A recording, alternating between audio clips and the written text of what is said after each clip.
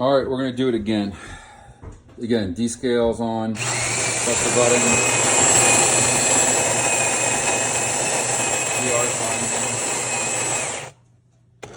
sign turns, presses. Now this is where it should be injecting the water. There is some steam coming up from behind there. I don't know if you can see that in the video. But we're not seeing any coffee come out at all.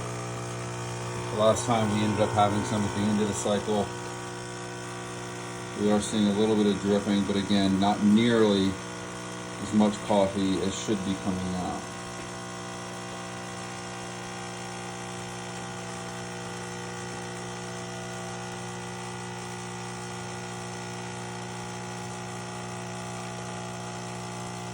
And I'm curious to see what the puck looks like this time.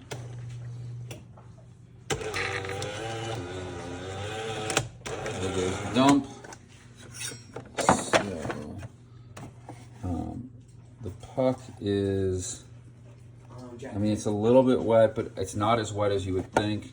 And then let's see how much water is in this tray.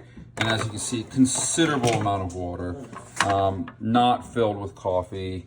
You know, very, very clear. So